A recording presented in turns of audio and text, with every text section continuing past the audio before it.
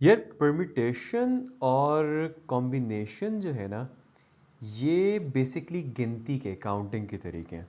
और प्रोबेबिलिटी जो है ना, ये किसी चीज़ के होने के चांस को कहते हैं, राइट? कि क्या प्रोबेबिलिटी है कि कल बारिश हो जाएगी, या 90% प्रोबेबिलिटी है कल बारिश हो जाएगी।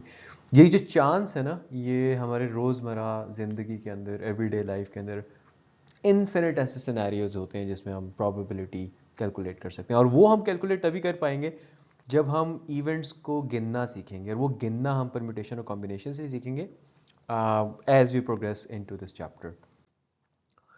सो सबसे पहले जो ये बड़े बाल वाले अंकल है ना, क्रिश्चियन क्रैम्प, इन्होंने एक फैक्टोरियल नोटेशन को इंट्रोड्यूस करवाया था 1808 में, राइट? ये फैक्टोरियल की जो नोटेशन है, it is basically used in finding the count of different events and the binomial coefficient, जो कि एक अगले चैप्टर में हम करेंगे, राइट? अभी सिर्फ फैक्टोरियल को देखते हैं। तो फैक्टोरियल है क्या? बेसिकली यार फैक्टोरियल जो है ना, अगर मैं लिखता हूँ 5 फैक्टोरियल, राइट? 5 फैक्टोरियल का मतलब होता है कि मैं 5 को 4 से मल्टीप्लाई करूंगा, फिर 3 से करूंगा, फिर मैं 2 से करूंगा, फिर मैं 1 तक जाऊंगा।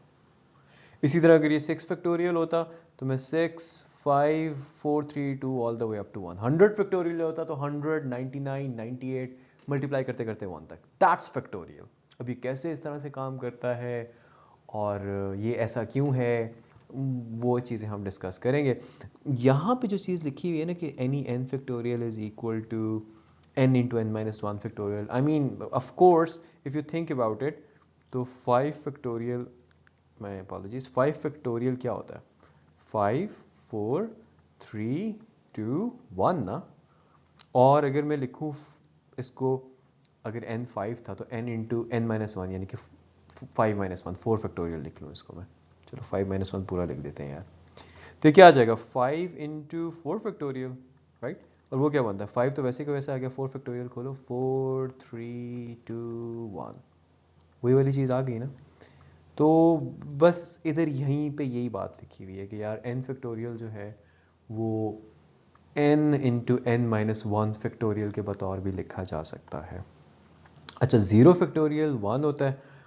वैसे तो लोग इसको एज अ फैक्ट मान लेते होते हैं, लेकिन if you are interested you can listen to my explanation here. आपके कोर्स से रिलेटेड नहीं है।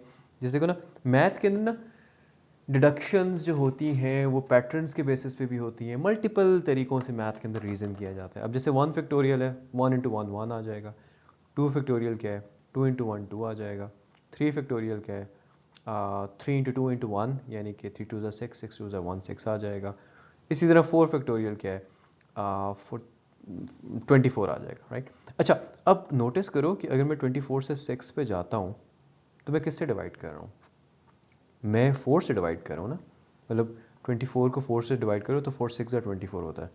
अच्छा, यानी कि जो चीज़ थी उससे डिवाइड कर रहा हूँ। इधर से इस पे जाता हूँ तो मैं 3 से डिवाइड कर रहा हूँ, मतलब जिधर से जा रहा था उससे डिवाइड किया। इसी तरह इधर से इधर जाऊँगा तो मैं 2 से डिवाइड कर रहा हूँ। इसका मतलब क्या है? अगर मैं इधर से पीछे जाऊँगा तो मैं 1 से डिवाइड करूँगा, यानी कि 0 फैक्टोरियल जो है वो 1 डिवाइडेड बाय 1 1 होगा। This is one way of making peace with the fact कि 0 फैक्टोरियल जो है, क्योंकि बंदे को समझ नहीं आती ना यार, अगर 5 फैक्टोरियल तो 5 4 3 2 1 करेंगे, 0 फैक्टोरियल में क्या करेंगे?